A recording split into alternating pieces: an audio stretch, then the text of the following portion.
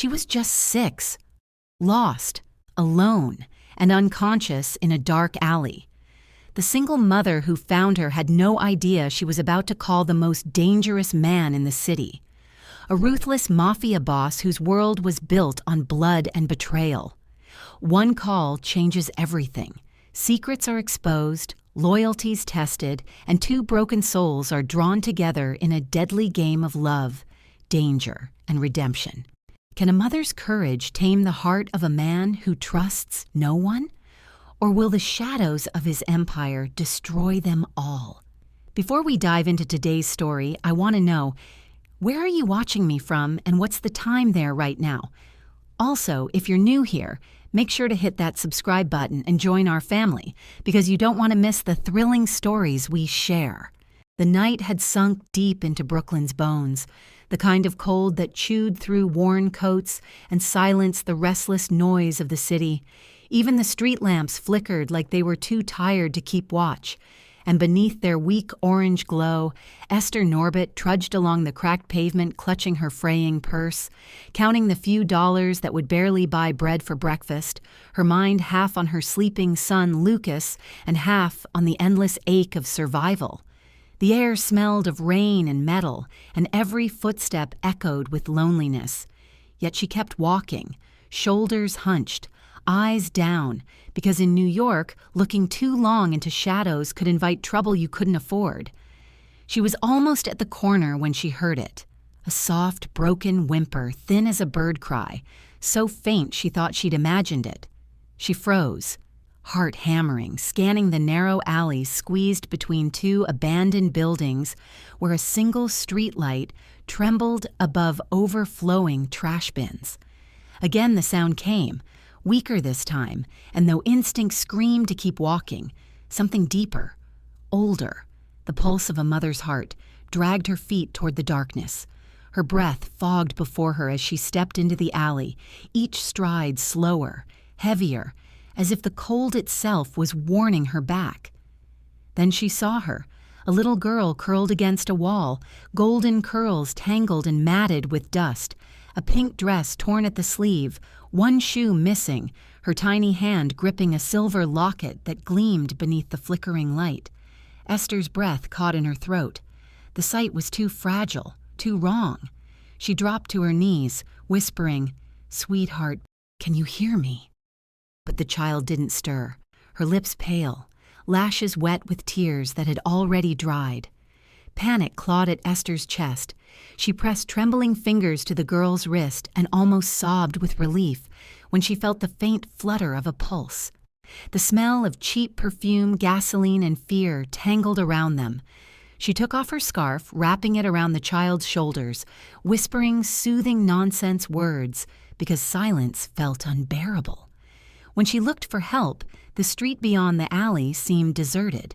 Not a soul, not a siren, just the hum of distant traffic and the faraway bark of a stray dog. Esther fumbled through the girl's pockets and found nothing but a folded candy wrapper, until her fingers brushed against a tiny tag sewn inside the dress, a name printed in delicate cursive, Sophia Moretti. Below it, a phone number. Esther's hands shook as she pulled out her old cell phone, its screen cracked from too many drops, and dialed the number. It rang once, twice, 3 times. Then a voice answered, deep, cold, controlled, the kind of voice that made the air itself hold still. "Who is this?" he demanded. Esther stammered, explaining she'd found a child alone, unconscious, hurt.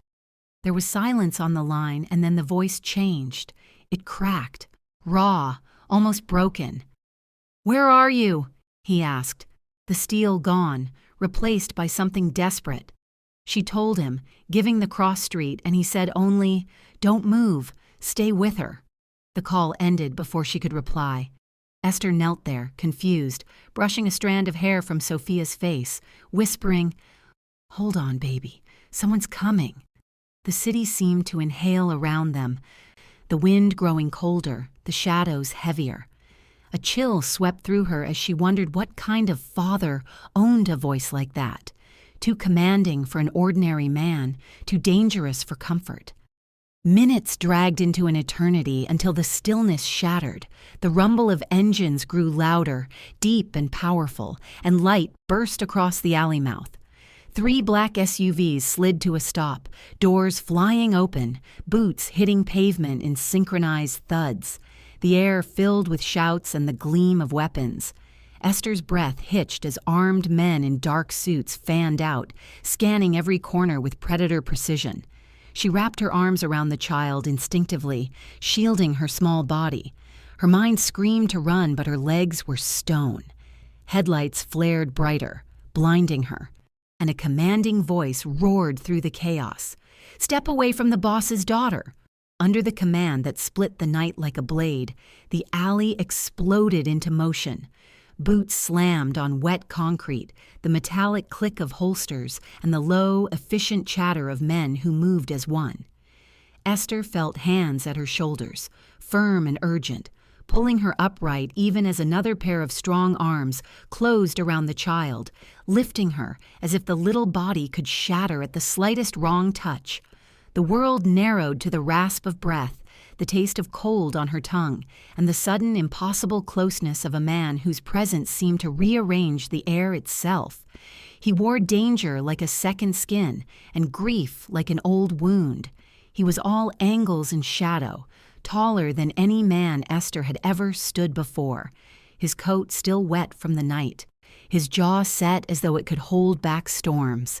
When he bent, it was not just a movement, but an unspooling of something raw and private, arms that had no right to tremble, hands that cradled Sophia with a tenderness that contradicted every whisper about him in the press and in the whispered fears of laundromat gossip. For a moment, the boss, the name skipped across her mind like a stone on water, Moretti, was not the ruler of an empire that thrummed with violence. He was only a man trying to steady the child who had been given back to him on a folding of fortune. Esther watched the small chest rise and fall beneath his coat and felt an odd, dizzying relief at the sight of it, as if the city had exhaled with them. Around them, men scanned the rooftops, swept flashlights along brick and gutter, eyes sharp for movement. One of them was already on a phone, murmuring into it like a priest reciting a prayer of logistics. Vehicles, routes, sweep radius. A soft, absurd part of Esther wanted to laugh at the efficiency of it, at how violence and protection shared a ledger in this man's life, how the same hands that gave orders to break bones now smoothed a stranger's hair. Dante, she learned his name as if it were a secret disclosed by the night itself, had a voice that could gut a man or soothe a child, and in that voice was a brokenness that startled her more than the guns. He kept his eyes on Sophia as if tracing her breathing could map his own salvation. "Stay," he told one of the men without looking up, and the man obeyed as if the word were law. Then he looked at Esther, and his gaze was a question folded into an accusation and a gratitude that tasted of something unsaid and heavy. She wanted to step back, to dissolve into the dotted lines of the city, to pretend none of this had anything to do with her, but when his eyes held hers, something in them asked for a witness, and she could not look away. He spoke her name, just the syllable he had found on the tag, and the way he said it made her veins hum. "Esther." He confirmed, almost tasting the sound, and when she nodded, uncertain and raw, he did something small and human that no headline ever captured. He offered, in a voice meant only for her, the faintest thread of thanks. The moment was so private it felt sacramental in the public mess of the alley. They moved like 2 actors in a frantic scene, his men forming a shield while medics, because someone had thought ahead and called, rushed forward with a blanket and a first aid kit. Hands that had never looked at the world for beauty now fussed over pink sleeves and paper skin. They spoke in clipped, efficient tones about dehydration, exposure, possible concussion. Dante stayed close, his presence a heat Esther could feel pressing at the back of her neck. When a medic crouched and checked Sophia's pupils, He flinched as if the tiny hands might slip from his grasp and the world would become intolerably sharp again. He kept repeating that he had to know who was responsible, his voice threaded with an anger that did not belong to the frantic present, but to a long coil of betrayal and fear. Who left her here? He demanded of the ragged air, of the trash-strewn alley, of the shadows that hid answers. No one had an answer that satisfied the shape of his menace. The men fanned outward, scanning dumpsters and the backs of stores, calling into the dark the names of enemies and neighbors alike. Esther could not understand the rules that govern this world, but she knew bravery of a different moral ledger. She had left a job in a diner to see a child safe to the night, and somehow that inexpensive courage had put her directly into the orbit of a man whose enemies were a map of the city's bloodlines. As the medic soothed the child and the SUV's engines idled, Dante's expression shifted, calving from rage into thought so fast Esther felt seas change. He crouched down until his forehead almost touched Sophia's, and the little girl blinked, a slow, bewildered movement like the sunrise coming to a roofline, confused, pure, and painfully ordinary. "Sophia," he breathed, and the syllable cracked with the weight of nights spent searching, of a father who had haunted places where the rest of the world did not go. Then, because some instincts were older than power and older than fear, he turned to Esther and asked the question that unmoored the rest of the night. How long was she out here? The question hung in the air with the small, fragile weight of consequence. Esther told him exactly what had happened. The sound, the cold, the torn dress, the locket. She told him how her hands had found the pulse, how she had wrapped her scarf around the child, how she had dialed on instinct. She did not say she had almost walked away. She did not volunteer the night's exhaustion, the empty bank account, the tiny weight of Lucas's dreams tucked behind her ribs. Dante listened without interrupting, eyes shadowed and wide, and when she finished, his jaw worked like someone trying to remember an unfamiliar language. He reached into his coat and drew a small photograph from a pocket. A man with a blunt nose, a woman with a smile like summer, and a little girl in the center grinning as if sunlight had been bottled into her. It was Sophia. No question, caught in a moment the world had stolen from him. Dante's knuckles whitened as he folded the picture and slid it back into the hidden pocket, a private relic kept from public view.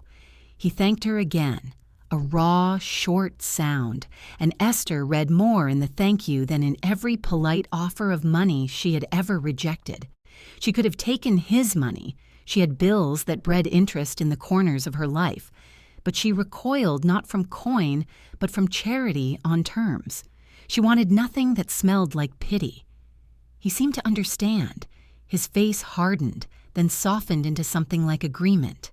Without explanation, he ordered one of his men to drive Esther and her son's contact, because she insisted someone must know where she had been, to a safe place.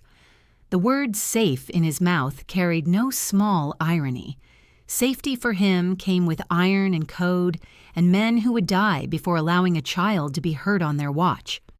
As Esther climbed into the idling vehicle, she felt the world tilt. A million small practicalities rushed back into her. Lucas's cough last week, the unpaid electricity bill, the neighbor who kept the spare key, the man in the passenger seat. Vince, she heard someone whisper as if the name itself materialized him, gave her a look that was not quite kind and not quite hostile. It was contemplative, as if evaluating whether she was a fisher or a shield. The ride away was surreal.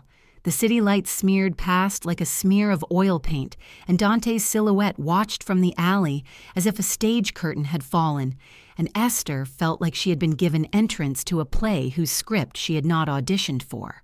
She thought of Lucas curled under their threadbare quilt, the way his mouth made a small circle when he dreamed of being a doctor. She thought of the way she had found Sophia and how fragile the world's hinge was on a single act. In the back of Dante's car, everything smelled of leather and faint smoke. The men spoke in low registers about contacts to call and the kind of questions that have teeth. Dante's phone lit with messages, maps, a tally of known adversaries, a name or two that made Esther's skin crawl like insects were walking its surface. She lay back against the seat and watched his profile as he stared at the tiny sleeping form in his arms. Fear and ferocity wrestled in his features until exhaustion smoothed the edges, and for a time, his profile looked like a man she might have trusted in another life. She wanted to ask why a child like Sophia would be left alone in an alley. She wanted to tell him that sometimes people left because they thought they were unlovable, because the world had taught them absence as a lesson. But she shed questions like old clothes and let the noise of the city and the nervous hum of Dante's crew fill the space between them. When they arrived at a place that did not look like the headlines, no marble foyer, no glitter, only a hidden door with a number known to those who kept secrets, Dante carried Sophia through a corridor lined with books that had never seen children's fingers. The safe house was a contradiction, private and carefully curated, filled with silence and small comforts that hinted at love given in fragments. A nurse, real, professional, human, met them, and Dante's hands finally released the child into her care. He watched, helpless as any father, while the nurse checked vitals and spoke in soft, clinical tones. Dante's voice dropped to a murmur, apologetic and fierce at once, as he answered questions about allergies and known enemies. He sat on the edge of a sofa and, for the first time since Esther had found them, seemed diminished by the enormity of the relief that had not yet unclenched. Later, when the moment thinned, and the adrenaline that had knitted the night's chaos into coherent motion began to loosen, Dante asked Esther, frankly, and without his usual garnish of power, what had brought her into that alley. She told him about the diner and the extra shift and the urgency of getting home to Lucas. He studied her then with a careful intensity, cataloging the small dignities of a life lived on the edge, the way she smoothed her skirt before she spoke, the stubborn tilt of her chin, the threadbare watch on her wrist that still worked because of care. He asked if she would accept a medical bill paid, and she refused with a stubbornness that made him smile in that odd private way he reserved for people who were not used to being offered something without strings. "No," she said simply, "I don't want charity." He listened and nodded, understanding more in the refusal than in acquiescence. Then, approaching the line that separated his world from hers, she volunteered a single request. She asked only that his people not come to her door. It was not the sort of request he was used to being given. People typically asked for favors, for protection, for ledgers to be balanced in their favor. He considered it, the corners of his mouth lowering in thought, and then he agreed, but not without adding in his gravel that he would check on Lucas himself because a debt salvaged by fate asked for nurture in return. Esther's heart thudded a confused rhythm. Gratitude, suspicion, and the chill of dependence braided in one knot. The night stretched into an uneasy limbo. Men checked routes. Phones pinged with updates from men whose names were redacted for caution. And Dante retreated for a breath he did not want anyone to observe. Before he closed the door of the room that guarded his private life, he turned to Esther and said, without ceremony and with a vulnerability that brushed raw, "If anything comes for you, tell me." The line was not a glove extended, but a vow muttered into the dust of broken streets. And Esther, who had never trusted promises from men with power, found herself holding it as if it were a talisman. She left that house with a paper cup of coffee that tasted of iron and a head full of questions. She walked back into the city that smelled of late autumn and hot pretzels, and under her coat, she cradled a scrap of cloth, part of the scarf Dante had wrapped around Sophia. It smelled faintly of the child and of him. Cologne, peppered smoke, and an impossible, human warmth. And she carried it to Lucas like a secret offering. She could not know then that the simple act of saving a child would braid her fate to a clan of men whose loyalties were currency and whose enemies had patience. She couldn't have guessed the many doors that small kindness would force open, nor could she imagine how often her name would be said in rooms with no sunlight. But before the first cup of morning coffee could cool, before Lucas could be hugged in the ordinary way nights once were, a shadow detached itself at the corner of Dante's compound and spoke into the boss's ear, very quietly, "She found the girl." The words were simple, small, and loaded the way a bullet holds a direction. Dante's head snapped up and his face went hard in a way that made the men around him still as statues. The private relief that had warmed him moments ago curdled into something wider and more dangerous. Someone had planned the disappearance. Someone had planned much more than a stray act of cruelty. Dante's eyes narrowed, and a new plan began to etch itself across the map of his mind, a map with names, motives, and payback. He touched the spot beside his heart where grief and guilt had been raw, and for the first time since his daughter's cry had been cut short, the possibility that this was not a random act, but a message, settled like iron in his stomach. As Dante lifted his phone to trace the thread of betrayal, one of his men whispered in a voice like a knife, "Boss, she wasn't supposed to find the kid." The hospital smelled of antiseptic and silence, the kind that pressed on the heart like unseen weight, where every whisper felt amplified and every glance carried meaning. Esther sat in the corner of the private ward, her uniform still damp from the night's cold, eyes fixed on the small, pale figure lying in the bed. Sophia, breathing faintly, her golden hair spread like sunlight across the white pillow. The soft beeping of the monitor pulsed in rhythm with Esther's heartbeat, steady but trembling. Then the door opened, and Dante Moretti stepped in. Black suit still streaked with the city's rain, expression carved in stone. His blue eyes didn't belong in a hospital.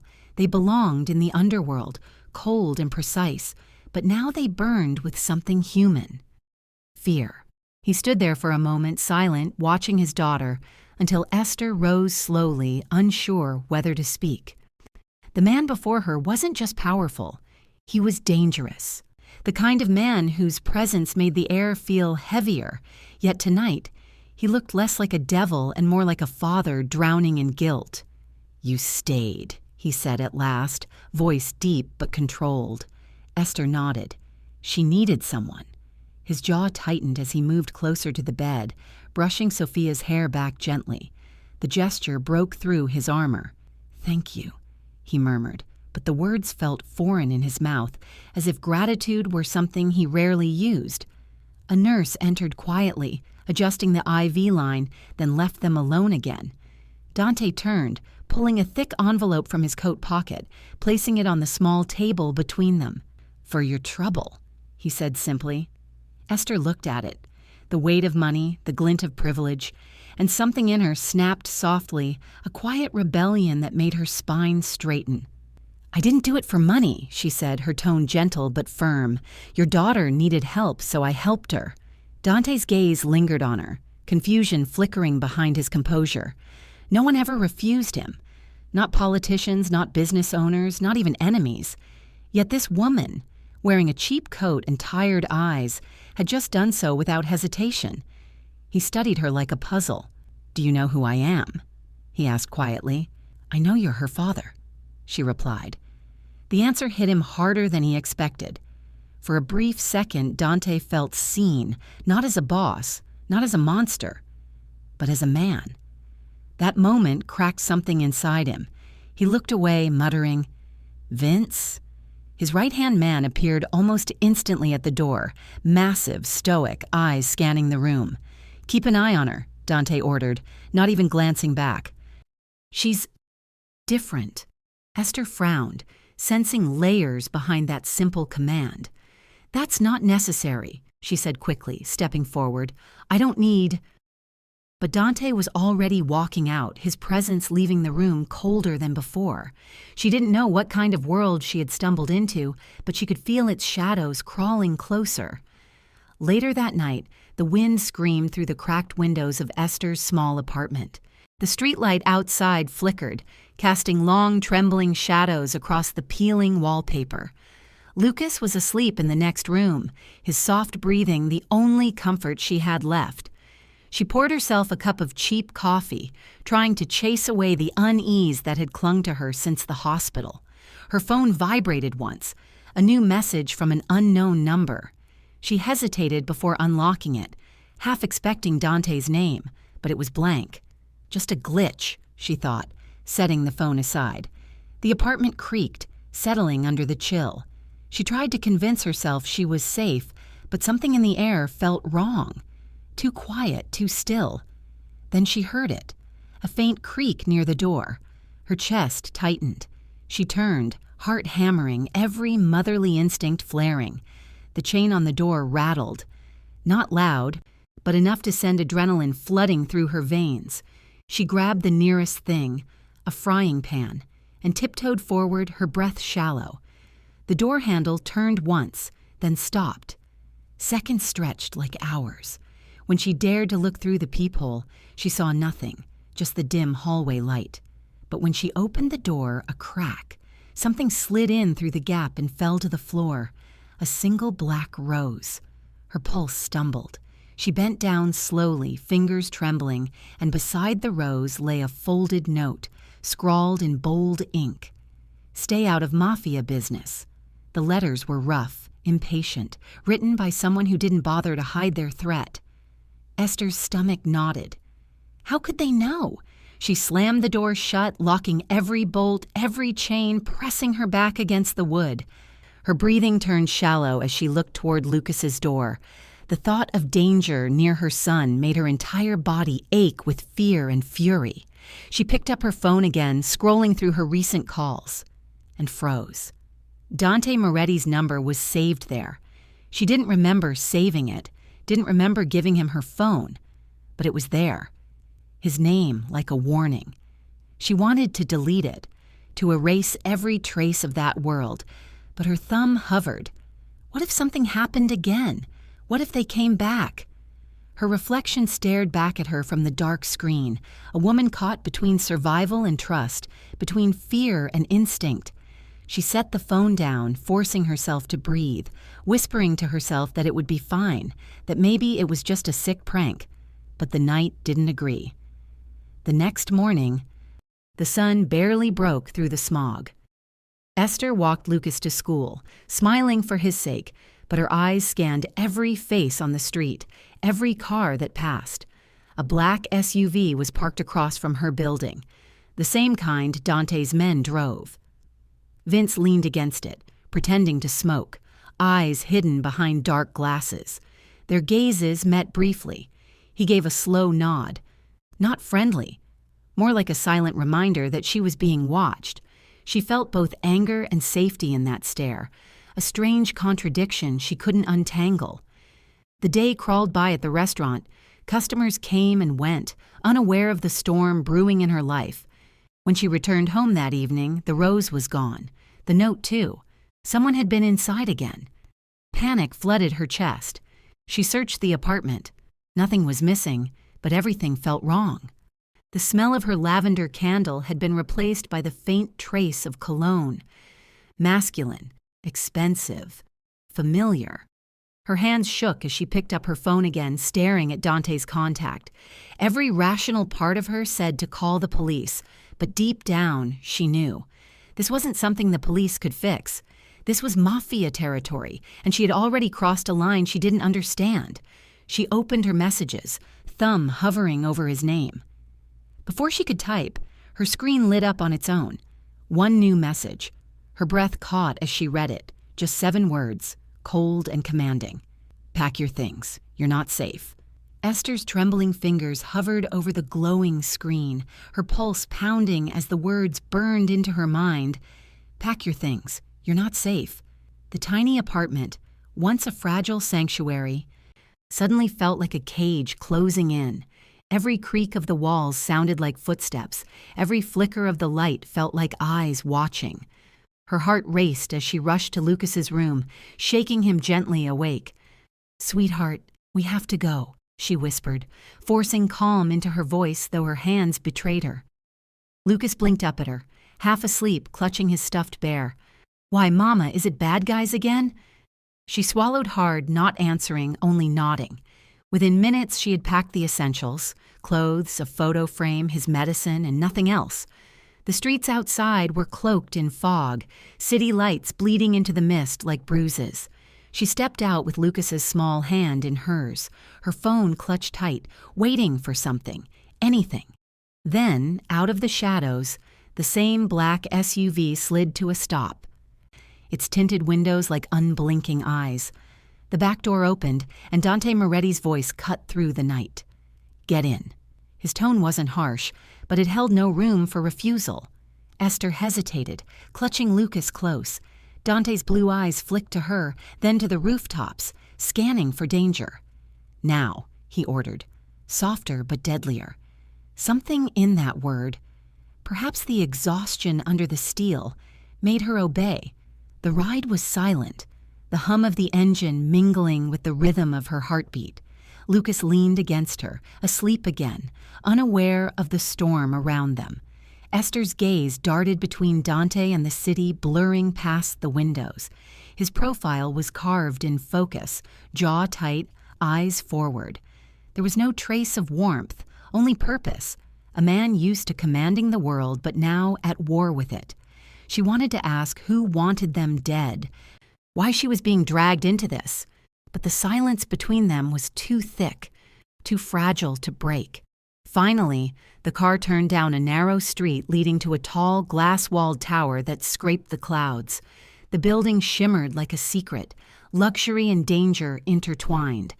Two armed men stepped aside as the car entered an underground garage, metal doors sealing behind them.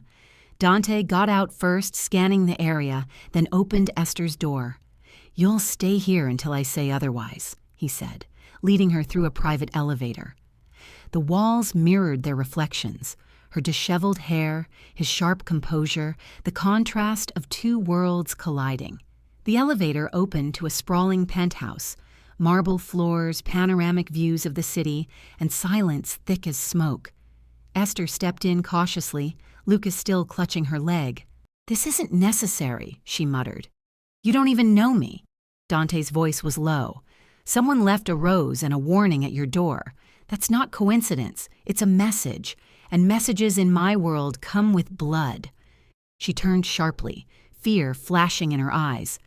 "Your world? I don't belong to your world." He met her gaze, unflinching. "You do now." He gave short instructions to Vince and his men, moving with precision, commanding without raising his voice. Esther stood frozen near the massive window, staring down at the city that suddenly seemed like a maze she could never escape. "There's a room for you and the boy," Dante said, nodding toward the hallway. "You'll have clothes, food, anything you need. Don't leave this floor without my permission." His words felt like shackles, even though they came wrapped in concern. She wanted to protest, to scream that she wasn't his problem, but the memory of the rose silenced her. As she tucked Lucas into bed in the guest room, she found herself glancing toward the hall where Dante's shadow passed like a ghost. There was something unspoken about him, a quiet weight behind his eyes, something more than violence, something human buried beneath the ruin. Hours later, when the penthouse had gone still, she stood at the balcony, staring at the city lights. Her thoughts twisted between gratitude and fear, between wanting to trust him and wanting to run. The reflection of the skyline glimmered on the glass, and in that reflection, she saw Dante behind her, leaning against the doorway, sleeves rolled up, tie loosened, eyes unreadable. "You shouldn't stand by the window," he said. "Why not?" she asked softly. "Because it makes you an easy target." His words froze her. He walked closer, his voice quieter now. "Whoever's after me doesn't care who they hit to get my attention. You and your son are leverage." She turned to face him, anger flickering. "So this is your fault?" He didn't deny it. "Yes," he said simply, and the honesty in that single word shook her more than a lie ever could. The tension between them thickened with every heartbeat. He stood too close, the faint scent of smoke and danger clinging to him, his gaze heavy but not cruel. "Why me?" she whispered. "Why bring me here?" Dante's jaw tightened. "Because you saved my daughter," he said, "and because whoever tried to take her might come for you next." She didn't know whether to be touched or terrified. "You think keeping me prisoner protects me?" His eyes narrowed slightly. "I don't take prisoners, Esther. I take precautions." Her name on his lips sounded foreign, like a word that didn't belong in a man like him. She turned away, gripping the edge of the balcony railing, trying to calm the storm inside her. Behind her, Dante's phone buzzed. He glanced at it, his face darkening. "Sophia's awake," he said quietly. Esther's heart skipped. "Is she okay?" He nodded once, almost relieved. "She's asking for you." The words hit her harder than any threat. She blinked, unsure how to respond. "Me? You're the only one she remembers from that night," he said, almost under his breath, as if it pained him to admit it. His voice softened for the first time, barely audible. "You kept her safe when I couldn't."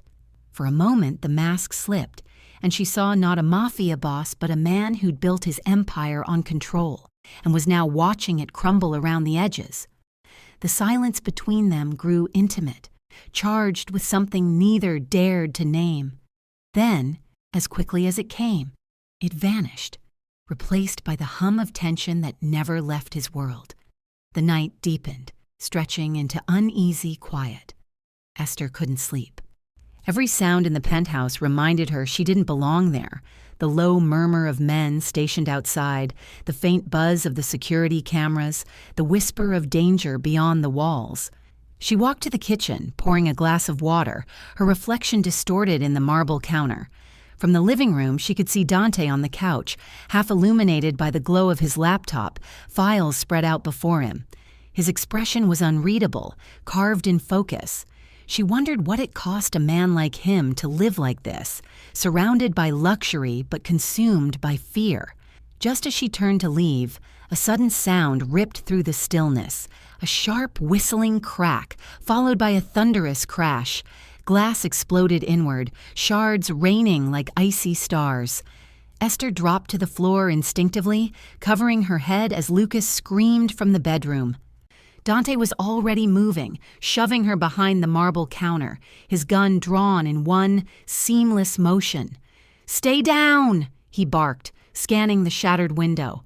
The curtains fluttered violently in the cold wind, city lights flickering through the broken glass. A sniper's bullet had punched a hole straight through the window pane, missing her by mere inches. Her ears rang, her breath ragged, her heart hammering like a drum against her ribs. Dante's men burst into the room, shouting into radios, scanning the skyline. Dante crouched beside her, checking her for blood, his hand gripping her shoulder. "Are you hurt?" She shook her head, too stunned to speak. His hand lingered a moment longer than it should have, his voice low and fierce. "They're getting bolder." A laser dot appeared on the wall behind them, slowly moving toward Esther's heart. The sound of shattering glass still echoed through the penthouse as the air filled with gunpowder and fear. Dante's instincts kicked in. In one motion, he pulled Esther to the ground, shielding her with his body as shards of crystal rained over them like falling stars. The lights flickered, alarms wailed, and his men rushed through the hall, shouting orders, securing every corner. But Dante's eyes were fixed on the bullet hole drilled through the glass, inches from Esther's head. And for the first time in years, something inside him trembled. Esther's breath came fast and uneven, her arms still around her sleeping son, her wide eyes reflecting both shock and disbelief. "They found us," Dante muttered, his voice a low growl edged with rage. He barked orders into his comm. "Lock the perimeter. I want eyes on every building across the street." Then he turned back to her, his face cold, carved with fury, yet his voice softened when he saw her trembling. "You're safe. I promise you that." But Esther, clutching Lucas, whispered, "Safe? With bullets flying through windows?" Her voice broke with fear and exhaustion, and that crack hit him harder than the bullet itself. Hours later, when the penthouse was sealed and Sophia was asleep, Dante stood by the window, whiskey in hand, staring at the city lights that hid the monsters beneath them. His second-in-command, Vince, approached quietly. "Boss, it's confirmed. The shot came from the Grandi compound. Salvatore's behind it." Dante's jaw tightened. "Why go after the woman?" he demanded. Vince hesitated. "He thinks she knows something. Something about Sophia's kidnapping."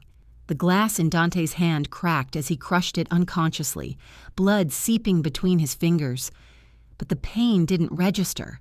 He had buried the truth about Sophia's abduction long ago. Along with the war, it nearly reignited.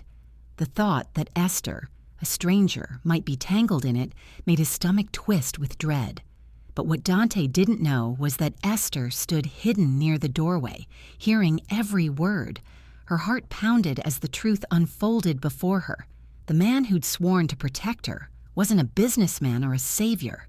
He was a mafia boss, a killer, the kind of man her late husband had feared, the kind she'd run from her entire life. Her breath hitched, her knees felt weak. Every tender look, every word of protection, every flicker of humanity she'd seen in his eyes. All lies, she thought bitterly. The memories of his soft tone when Sophia asked for her replayed like a cruel echo in her mind, now twisted by truth. Fear clawed through her chest as she grabbed Lucas's small backpack and whispered, "We're leaving." She tiptoed through the dim hallway, avoiding the guards' shadows. Her hands shook as she pressed the elevator button, praying it wouldn't ding. Every second stretched like an eternity. Lucas stirred in her arms, mumbling softly. "Mommy?" "Shh, baby, we're going home," she whispered, though she didn't know where that was anymore. Downstairs, she heard the low murmur of Dante and Vince, the language of men who lived by blood oaths and bullets. The elevator doors opened with a soft hiss. She stepped inside, holding her breath. The descent felt endless, the silence suffocating. When the doors slid open to the dimly lit parking garage, her heart leapt. Freedom. Just steps away. She ran, clutching Lucas tightly, her shoes echoing against the concrete, her pulse louder than her footsteps. But before she reached the exit, a shadow detached itself from the darkness ahead. A familiar voice, low and calm, cut through the air. "Where do you think you're going, Miss Esther?" Her heart froze. Vince stepped into the light, his gun glinting beneath the fluorescent glow, his expression unreadable.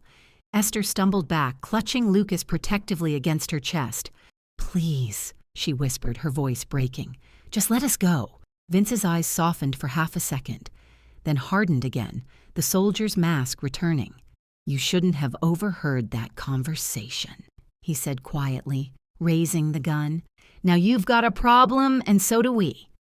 Esther gasped as the metallic click of the gun echoed in the garage. Vince's finger tightening on the trigger as Dante's voice roared from behind, "Put the gun down, now!" The echo of Dante's roar still reverberated in the concrete walls of the underground garage as Vince froze, gun shaking in his hand, his eyes flicking nervously between Esther, Lucas, and the massive form of Dante storming toward them.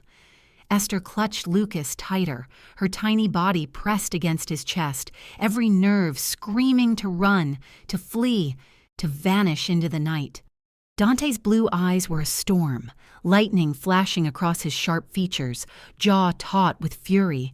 Yet beneath that rage flickered something else, a glimmer of trust, of warning, of recognition that he had underestimated this woman.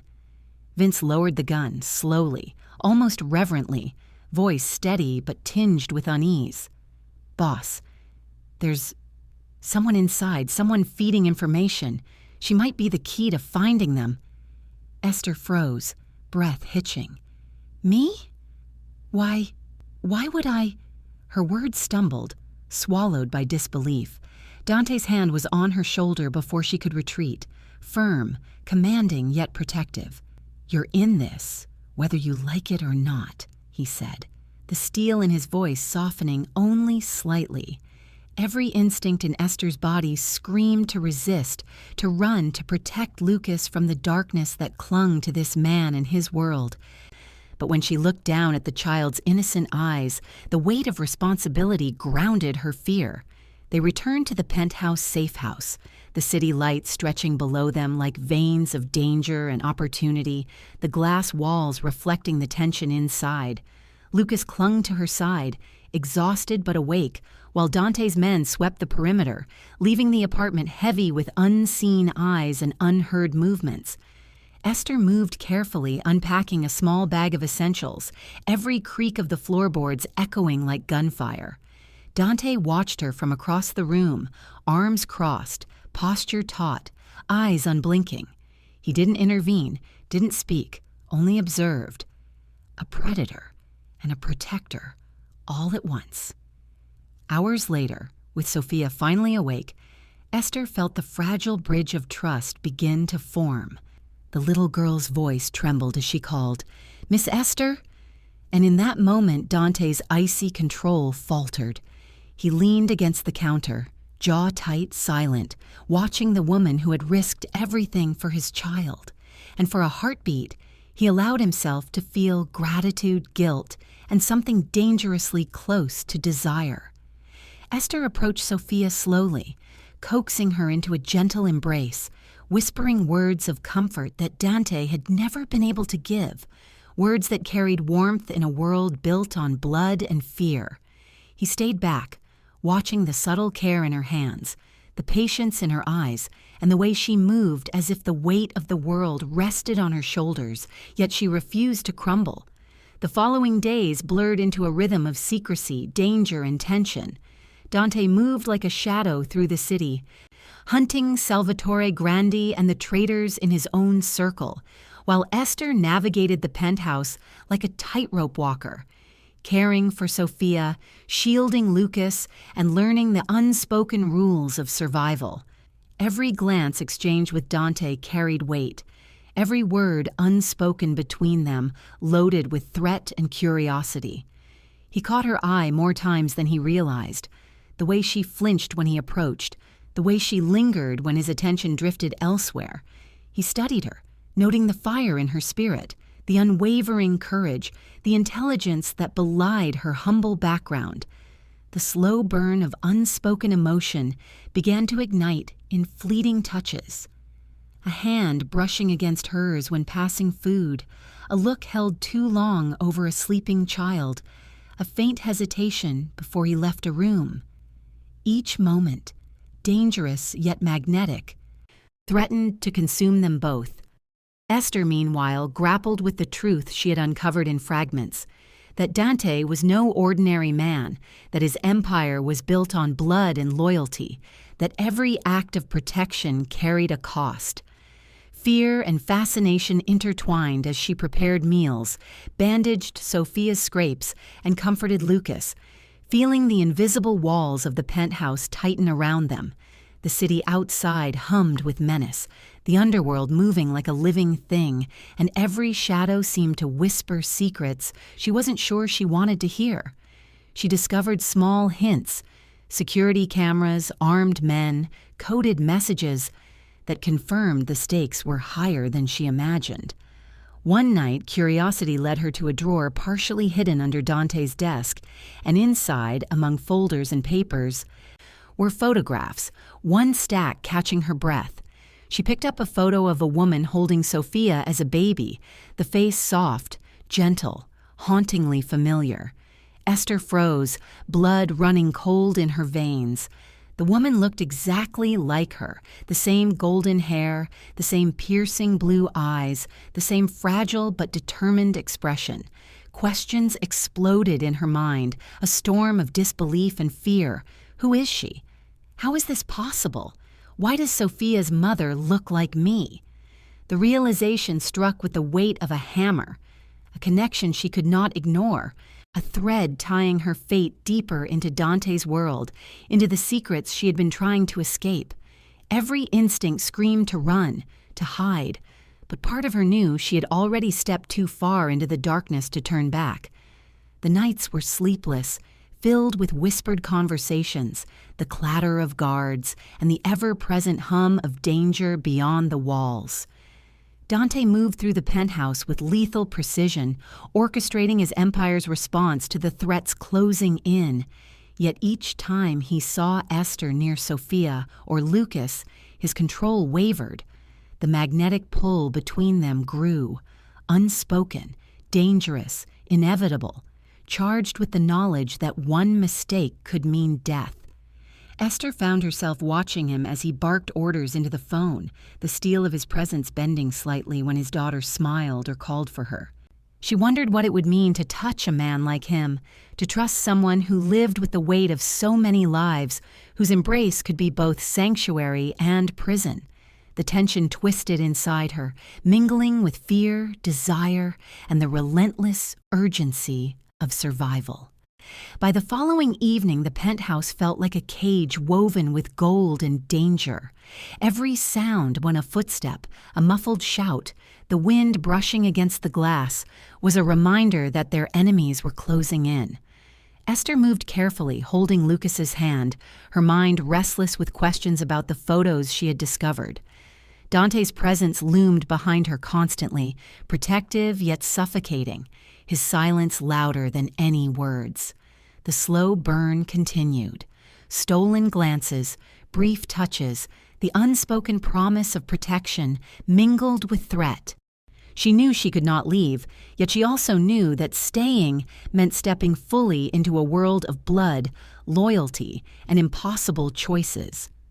The photograph burned in her mind, a mystery she couldn't ignore, tying her fate irrevocably to Dante, to Sophia, and to secrets she had only begun to uncover. Esther's hands shook as she traced the edges of the photograph, eyes widening in horror. Behind her, a shadow moved, and a whisper called her name. "You shouldn't have found this." The shadow in the corner of the penthouse flickered with a sinister pulse, barely more than a whisper against the soft hum of the city below. Esther's hands froze over the photograph, her chest tight, mind racing with questions she could barely voice. The faint rustle behind her made her spin, heart hammering like a war drum. "You shouldn't have found this!" The words slithered through the air, leaving her trapped between dread and disbelief. She stumbled backward, clutching the photograph as if it could shield her from the unknown, her breath sharp, ragged, echoing off the marble walls. The city lights beyond the shattered window cast long, trembling shadows across the room, mirroring the turbulence inside her. A sudden step sounded from the hallway, deliberate and controlled, and before she could react, Dante appeared, towering, eyes stormy, jaw clenched. He didn't speak immediately. Instead, he studied her expression, the way she trembled, the way her eyes darted between the photograph and him, every muscle tense, every movement laced with fear. Finally, he broke the silence, voice low and dangerous. "Elena?" He let the name hang, heavy with grief, as though speaking it aloud might summon ghosts. Esther's fingers tightened on the paper, the edges crumpling under her grip. "Elena? Who?" Her voice faltered. His gaze hardened, stormy blue colliding with the stark panic in her face. "Sophia's mother, she was supposed to be gone, dead in a crash years ago, or at least that's what I was told." The words struck her like ice in the blood, leaving her mind scrambling, heart seizing in disbelief.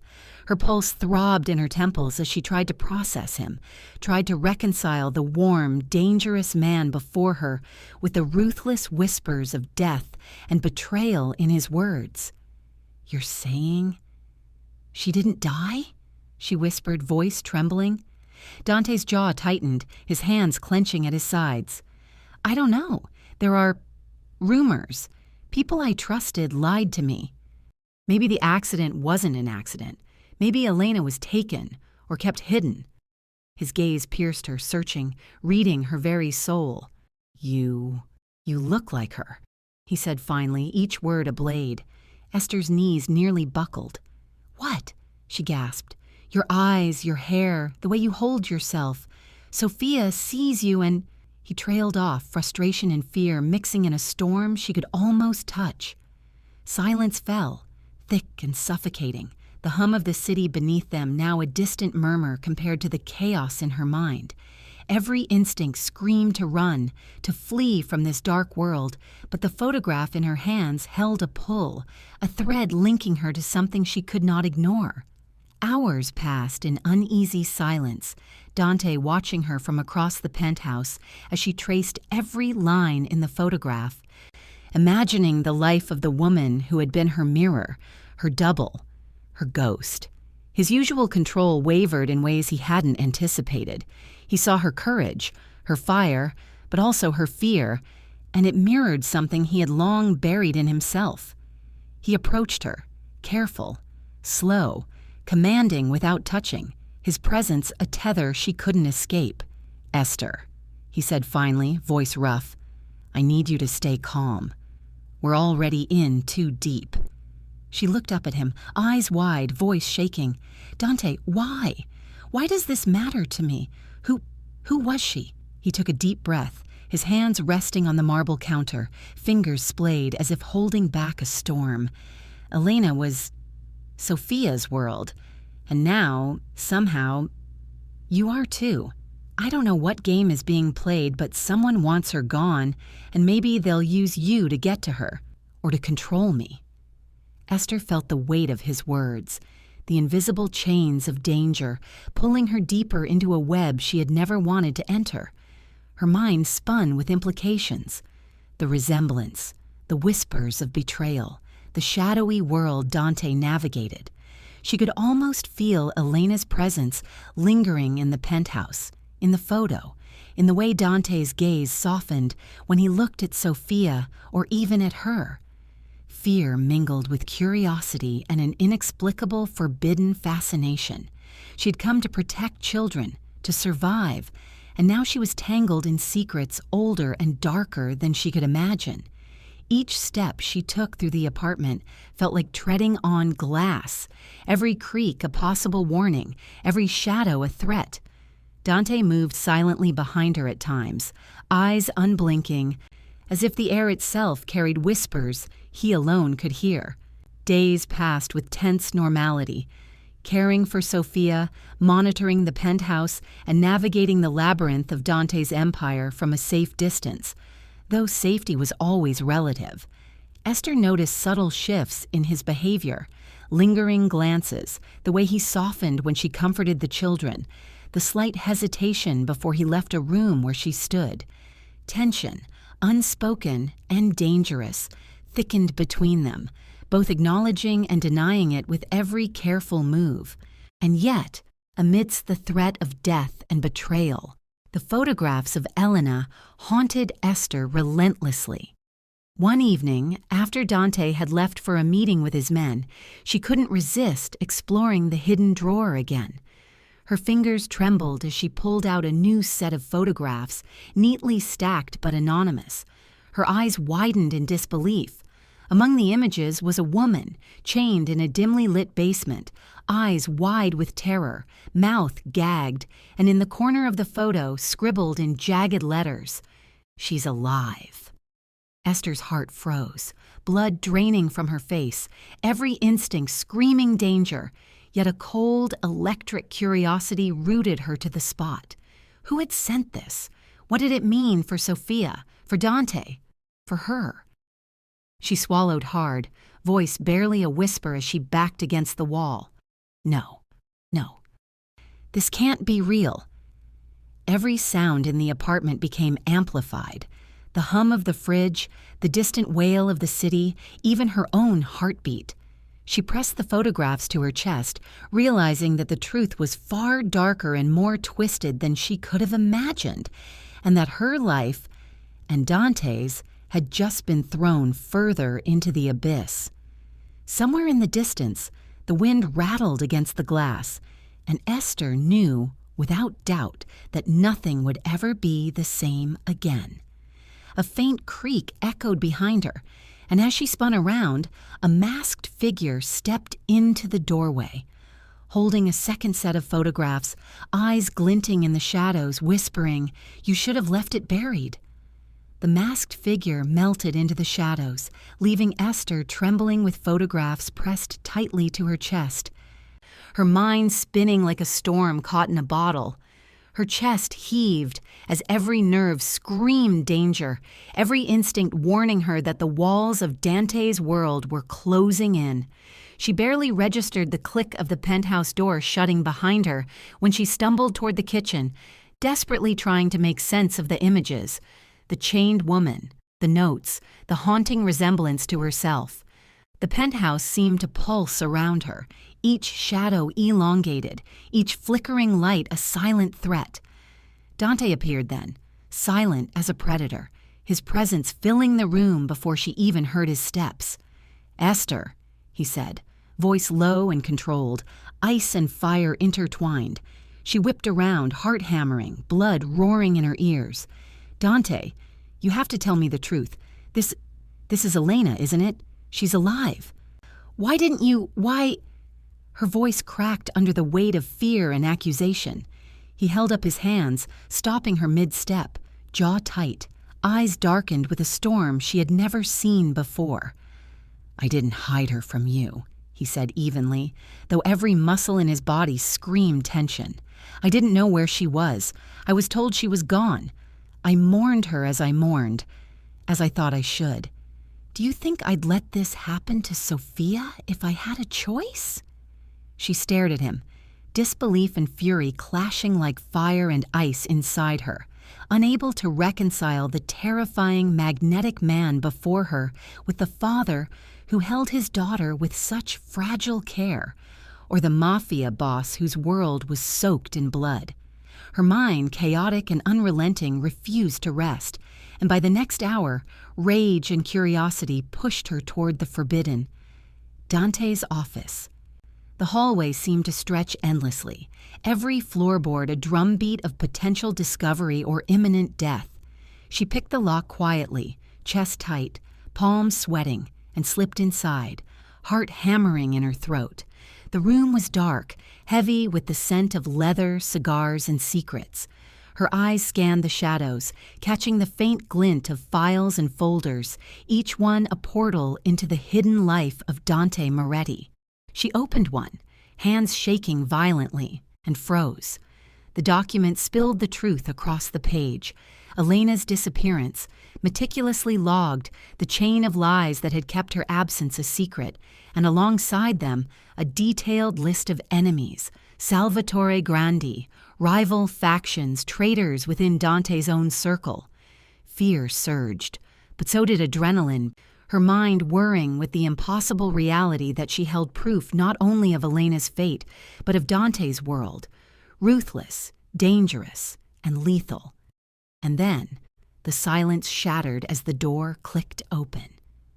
Dante stood there, tall and imposing, a shadow among shadows, eyes blazing with a mixture of fury, desire, and disbelief. He advanced slowly, every step deliberate, a predator confronting prey, and Esther felt the magnetic pull of danger as much as the fear it inspired. "What are you hiding, Esther?" he demanded, voice low and lethal, his gaze piercing every corner of her soul. She backed up instinctively, clutching the files to her chest, trembling with a mixture of terror and defiance.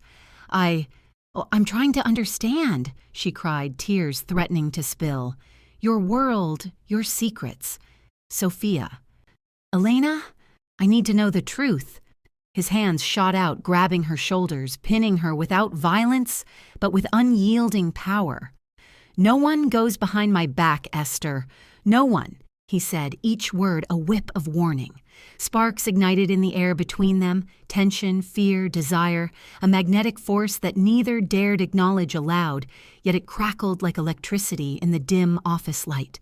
Her breath came fast, eyes wide as his proximity overwhelmed her, pulling at every instinct. Flight, fight, fascination. Every heartbeat was a drum of dangerous attraction as she realized just how far she had walked into his world. Suddenly, the distant wail of sirens sliced through the tension, sharp and alarming, a warning screaming through the walls. Dante's head snapped toward the window, eyes narrowing, muscles taut like coiled steel.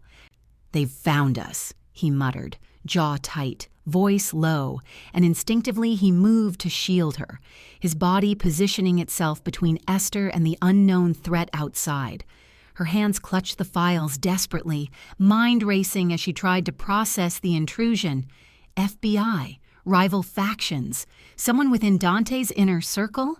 The storm outside the office felt mirrored inside, every siren a heartbeat of approaching chaos. Esther felt her stomach drop as fear, adrenaline, and fascination collided, her body rigid yet trembling, her mind screaming in a frenzy of questions, suspicions, and realizations about the deadly world she had stumbled into.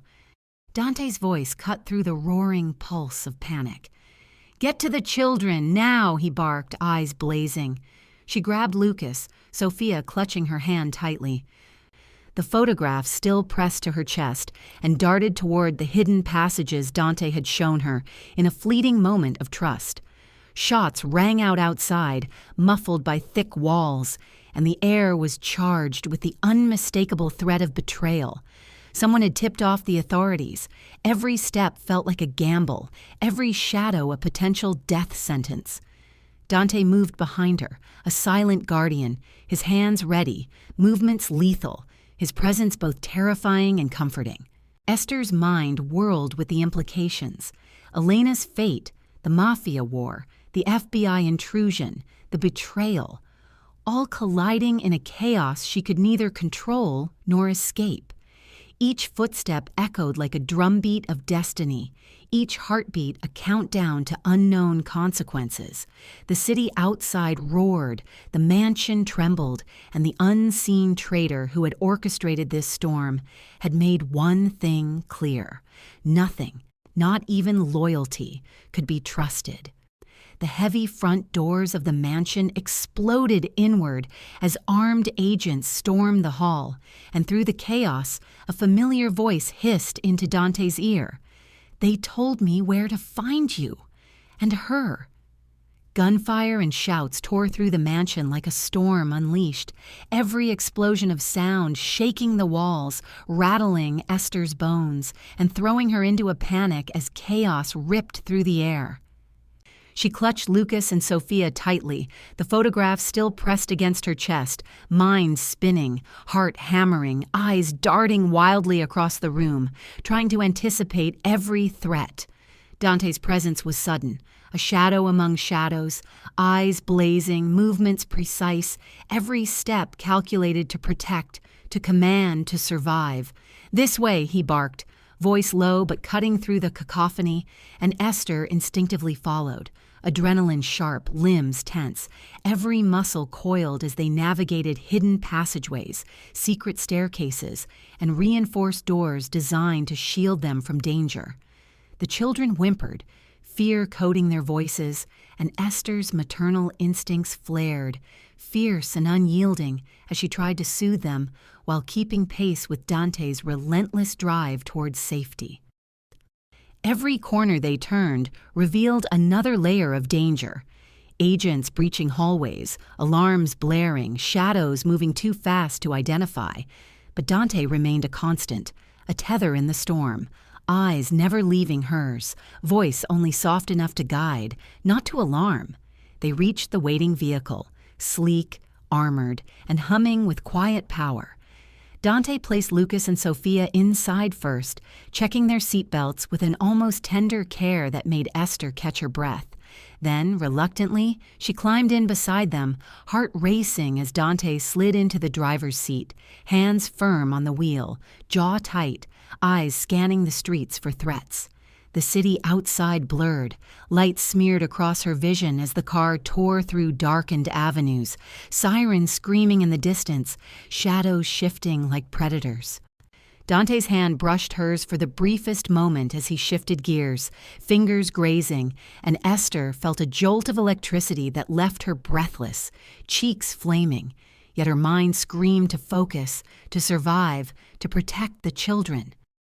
Silence settled in the car, tense, thick, punctuated only by the children's soft whimpers and the distant echoes of chaos behind them.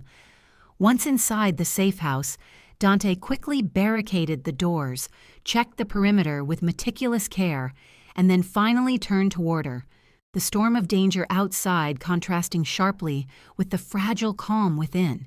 His hands, now smeared with blood from minor wounds sustained in the escape, trembled ever so slightly as Esther moved to tend them. She knelt before him, careful, cautious, yet determined, fingers gentle as she cleaned and bandaged the cuts. And in that simple act, an invisible wall between them began to crumble. His gaze softened, something vulnerable shining through the otherwise cold, controlled exterior. "Esther," he whispered, voice rough with fatigue and emotion. She met his eyes, seeing the man behind the Mafia mask, the father, the protector, the broken soul struggling under the weight of his empire and losses. Their proximity was electric, a tension that pulsed with unspoken desire, respect, and fear, and for the first time, neither of them flinched from the intensity between them.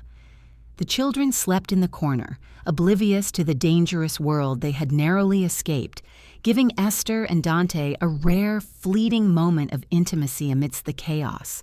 Her hands lingered over his wounds, hesitating as her fingers brushed his skin. Sensing the strength and danger coiled within him, and he didn't pull away. The air between them was thick with questions, confessions unspoken, and a magnetic pull that neither dared to acknowledge aloud, yet both felt in every heartbeat, in every shared breath.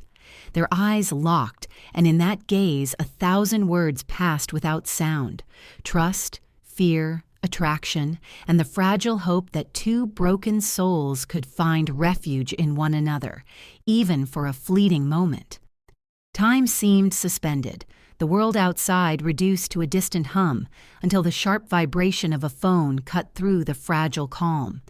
Vince's name flashed across the screen, and Dante's jaw clenched before he answered. Esther's heart sank as she heard the tense, urgent voice on the other end. "Boss, they've taken Sophia." The word struck like a bullet, cold and unrelenting. And for the first time in what felt like an eternity, the fragile peace they had carved out in the safe house shattered entirely. Esther froze, clutching the children to her chest, eyes wide, every muscle in her body screaming danger, every thought spinning. Dante slammed the phone down, fingers curling into fists, knuckles white, eyes blazing with a fury and fear so raw that it left Esther breathless. The room seemed to shrink around them, shadows lengthening, danger pressing in from every angle, and the slow burn of unspoken emotion now mingled with sheer, unrelenting terror. Every instinct screamed to act, to protect, to fight, yet both of them knew that their next moves would have to be precise, calculated, and ruthless. Dante's hands gripped hers briefly, a wordless reassurance, a vow of protection and vengeance. And Esther felt the magnetic pull of trust and danger intertwining like a storm. Her mind raced, enemies closing in, allies unknown, the children's safety hanging by a thread, and the tantalizing, terrifying connection between her and Dante growing stronger, even as the world threatened to tear them apart. Every shadow outside the windows whispered threats, every creak of the floorboards suggested betrayal, and the city beyond their walls simmered with violence and deceit. And yet, in the midst of all that, the fragile thread of intimacy, of slow-burning desire and mutual understanding, pulsed stronger than ever, a beacon in the storm. Dante's eyes darkened with a lethal resolve as he whispered, "We're going after her, no matter what it takes." Just as a black SUV screeched to a halt outside, engines roaring, and armed men surrounded the safe house. The night air was thick with smoke and the metallic tang of blood as Dante's car screeched to a halt outside Salvatore Grandi's hidden compound, headlights cutting through the darkness like swords. Esther clutched Sophia tightly in her arms, heart hammering, every nerve alight with fear and adrenaline. Dante's eyes, stormy and unreadable, scanned the perimeter, calculating lethal, every shadow a potential enemy, every flicker of movement a threat. "Stay close to me," he growled. Voice low, dangerous, pulling her closer as they ducked behind a crumbling wall. Bullets whizzed past them, sparks flying from concrete as they exchanged fire with Salvatore's men. Esther's stomach dropped at the chaos, but fear morphed into a sharp, exhilarating clarity. She would do anything to protect this little girl who had become her world. Her hands trembled as she clutched a fallen guard's weapon, and when Salvatore's men cornered them, instinct took over. She fired, precise, quick, and saved Sophia from the nearest attacker, her heart racing as the girl's wide eyes met hers, trust and terror mingling. Dante moved like a phantom, silent, deadly, disarming enemies with precise, brutal efficiency, and Esther followed, their movements synchronized in a deadly dance of survival. Vince appeared at a doorway, holding off a group of gunmen, his eyes locking with Dante's for the briefest instant. A silent message of loyalty and sacrifice. Then a shot rang out. Esther's stomach dropped as she saw Vince fall, blood blooming across his chest as he pushed her and the children behind a reinforced wall. She screamed, tears streaming, but Dante's hand was on hers, dragging her forward, voice sharp with fury. "No time! Move!" He fired with cold precision, taking down the remaining men, and then he grabbed Sophia, pressing her into Esther's arms as they made a desperate dash to the extraction point. Each second stretched, bullets ricocheted, alarms blared, and the world became a blur of motion, fear, and adrenaline. Yet amidst the chaos, the bond between Dante and Esther solidified, unspoken but undeniable, a tether in the storm. Finally, they reached the getaway car, battered, bloodied, hearts pounding, and Dante slammed the door shut, shielding Esther and Sophia as he drove with feral intensity, weaving through the streets, leaving Salvatore's compound and their enemies behind. The adrenaline slowly ebbed, replaced by shock and the raw ache of survival, and Esther sank back against the seat, Sophia's small hands clutching hers. Dante's head turned slightly, eyes softening, storm giving way to a rare vulnerability. You saved her," he whispered, voice hoarse, gaze locked on her. "No, you saved us all." Esther's breath caught, the chaos of the night fading for a heartbeat as she looked at the man who had become both danger and protector, who had taught her the fierce pulse of courage and the tender weight of trust. Sophia stirred in her arms, sleepy, clinging to her. And Esther pressed a kiss to her forehead, realizing that amidst blood, betrayal, and fire, they had survived together. Weeks passed in tense recovery. Dante dismantled his empire piece by piece, handing over operations to loyal men who would retire from the bloody game and swore to start anew for Sophia, for Esther, for a life without constant shadows and danger. The safe house became a sanctuary, a fragile bubble where laughter slowly returned, where tears were shared and healed, and where the slow-burn connection between Dante and Esther blossomed into something real, tangible, and profoundly moving. They learned each other's rhythms, her gentle insistence on patience, his cautious acknowledgement of vulnerability, the unspoken promises that flickered in glances, touches, and words left unsaid. Sophia, sensing the newfound peace, smiled, laughed, and finally slept without fear, drawing Esther and Dante closer in ways neither could have predicted. Months later, the day arrived. Sophia's birthday. Balloons, laughter, a soft sun streaming through windows, a world they had fought to reclaim. Dante knelt beside Esther, hands warm around hers, eyes locked on hers, full of reverence and something far deeper, raw and fragile. He brushed a stray lock of hair from her face and whispered, voice low, charged with all the emotion he had held back. "You found my daughter, but you saved me too." Esther felt tears prick the corners of her eyes, heart swelling, and for a moment the past violence, betrayals, and shadows seemed distant, insignificant compared to this fragile, radiant present. Sophia giggled nearby, clutching a new toy, and Lucas smiled. The rare peace of a family forged in fire, settling around them like a protective halo. Dante's lips brushed hers for a fleeting kiss, a promise, a seal, and in that heartbeat the past melted, replaced by a future they had earned with blood, courage, and unshakable love. Yet even as they laughed and celebrated, Esther's instincts, honed by danger, betrayal, and survival, prickled. A sleek black car idled silently at the edge of the property, engine off, shadows hiding its occupants. Her breath hitched as her eyes caught the silhouette inside. Dante noticed her shift, gaze narrowing, muscles coiling, protective energy radiating like heat. Esther's pulse raced. Slowly, a face emerged in the tinted window, familiar, haunting, the very reflection of Elena, Sophia's mother. Esther's hand froze mid-air, a chill crawling up her spine. And Dante's jaw tightened, the first shadow of doubt and dread crossing his features since their survival. The laughter of children faded against the ominous presence outside, every instinct screaming that the story was far from over. The black car remained silent, engine humming softly as the woman with Elena's face leaned forward, eyes locked on Esther and Dante, whispering through the glass. "You thought it was over, but I've been waiting."